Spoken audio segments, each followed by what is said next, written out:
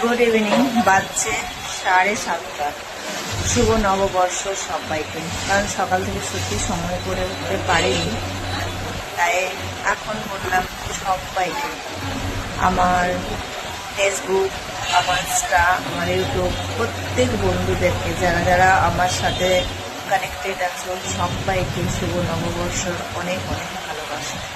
তোমরা সবাই ভালো থেকো, সুস্থ থেকো, আর এভাবে সাপোর্ট করো, একটু একটু করে যেন দাঁড়াতে পারি। ব্যাস এইটুকু ভালোবাসা দিও, আর কিছু লাগবে না। এভাবেই ভালোবেসে দেবো, কেউ দিদি, কেউ বোন, যে যা ভাবো সেইভাবে ভালোবাসা।